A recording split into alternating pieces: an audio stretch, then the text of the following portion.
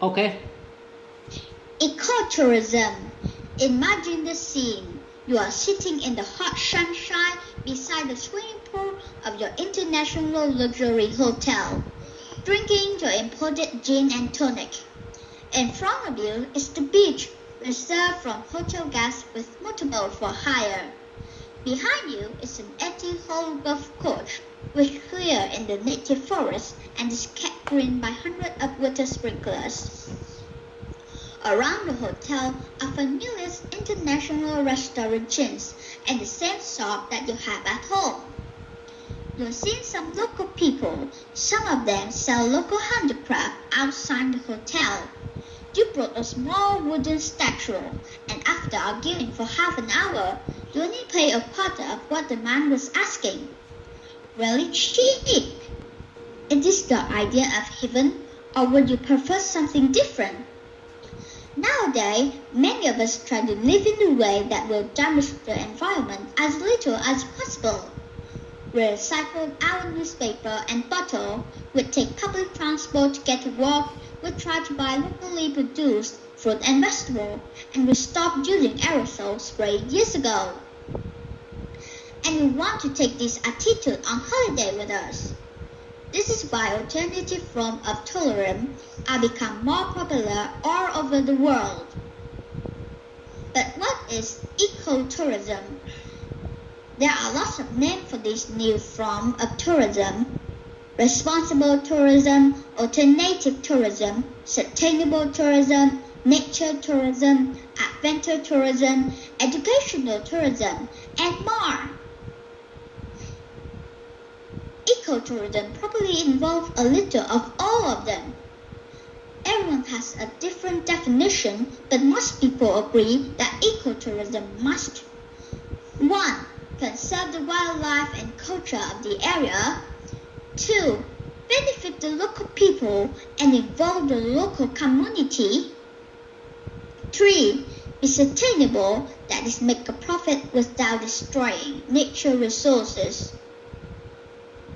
4. Provide an experience that tourists want to pay for. So, for example, in the True Ecotourism Project, a nature reserve allows a small number of tourists to visit its rare animals and uses the money that is generated to continue with important conservation work. The local people have joined in the nature reserve as guides and wardens, but also have a voice in how the project develops. Tourists stay in local places, local people, not in specially built hotels. So they experience the local culture and do not take serious energy and water away from the local population. They travel on foot, by boat, bicycle, or elephant, so that there is no pollution, and they have a special experience that they will remember all of their lives. This type of tourism can only involve a small number of people, so it can be expensive. But you can apply the principle of tourism wherever you go for your holiday. Just remember these basic rules.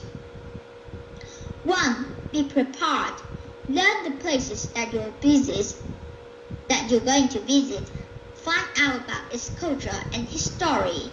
Learn a little of the native language, at least basics like please, thank you, and good morning. Think of your holiday as an opportunity to learn something. Have respect for local culture, wear clothes that will not offer people. Always ask permission before you take a photograph. Remember that you are the visitor.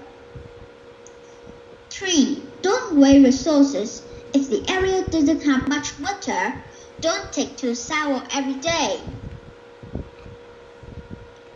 4. Remember the phrase, leave nothing behind you except footprints and take nothing away except photographs. Take as much care of the places that you're going to visit as you take of your own home. Don't buy fly swimmingly and made from endangered animals or plants.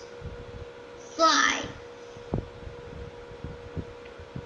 5.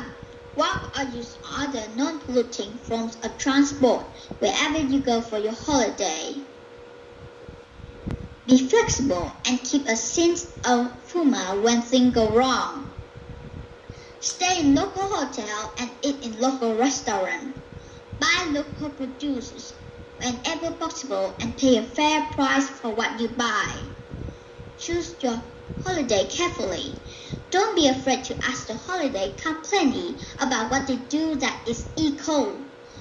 Remember that is eco very fashionable today, and a lot of holidays that are advertised as ecotourism are not much better than traditional tourism.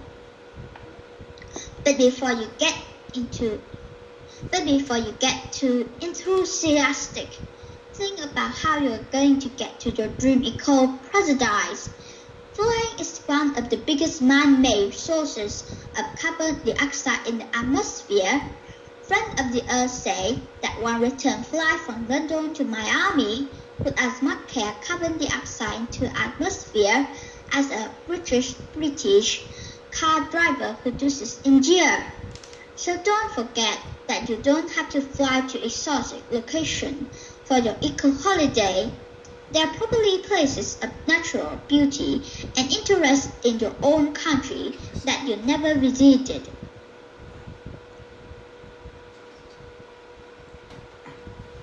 Do you finish? Yes, I'm finished.